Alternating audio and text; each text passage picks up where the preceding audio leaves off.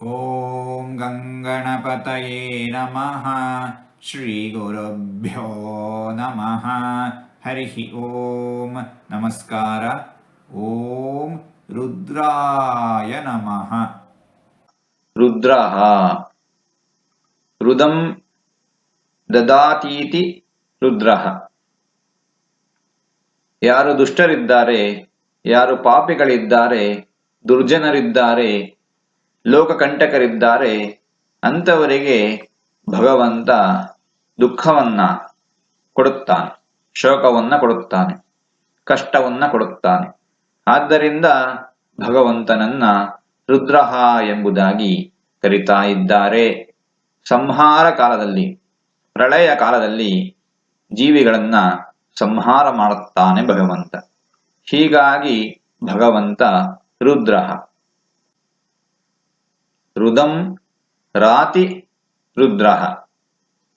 ಯಾರು ಸಜ್ಜನರಿದ್ದಾರೆ, ಭಗವದ್ಭಕ್ತರಿದ್ದಾರೆ, ಧರ್ಮ ಮಾರ್ಗದಲ್ಲಿ ನಡೆಯುವವರಿದ್ದಾರೆ, ಅಂತಹ ಸಾಧುಗಳ ದುಃಖವನ್ನ, ಶೋಕವನ್ನ ಭಗವಂತ ತಾನು ಸ್ವೀಕರಿಸುತ್ತಾನೆ.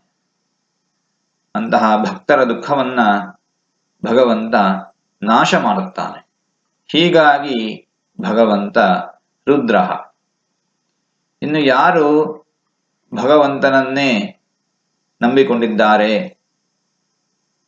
ಭಗವಂತನಲ್ಲಿ ಶರಣಾಗಿದ್ದಾರೆ, ಭಗವದ್ಭಕ್ತಿಯನ್ನ ಹೆಚ್ಚಾಗಿ ಮಾಡುತ್ತಾರೆ, ಭಗವಂತನ ಜ್ಞಾನವನ್ನು ಹೊಂದಿದ್ದಾರೆ, ಮುಕ್ತಿ ಯೋಗ್ಯರಾಗಿದ್ದಾರೆ, ಅಂತಹ ಭಕ್ತರಿಗೆ ರುಕ್ ಪ್ಲಸ್ ದ್ರಾ ರುದ್ರಃ. ರುಕ್ ಅಂದ್ರೆ ಭವರೋಗ. ಅಂತಹ ಸಜ್ಜನರ ಭವರೋಗವನ್ನ ಭಗವಂತ ದ್ರಾ ಅಂದ್ರೆ ನಿವಾರಣೆ ಮಾಡುತ್ತಾನೆ, ಭವರೋಗವನ್ನ ನಾಶ ಮಾಡುತ್ತಾನೆ, ಭವರೋಗದಿಂದ ಪಾರು ಮಾಡುತ್ತಾನೆ, ಜನನ ಮರಣಗಳ ಚಕ್ರದಿಂದ ಬಿಡಿಸಿ ಮೋಕ್ಷವನ್ನೇ ದಯಪಾಲಿಸುತ್ತಾನೆ ಭಗವಂತ. ಹೀಗಾಗಿ ಭಗವಂತನನ್ನ ರುದ್ರಃ ಎಂಬುದಾಗಿ ಜ್ಞಾನಿಗಳು ಕರೀತಾ ಇದ್ದಾರೆ. ಓಂ ರುದ್ರಾಯ ನಮಃ. ಹೀಗೆ ಒಂದು 4-6 ಮೊದಲು ಮಾತುಗಳನ್ನಾಡಿದ್ದೇನೆ.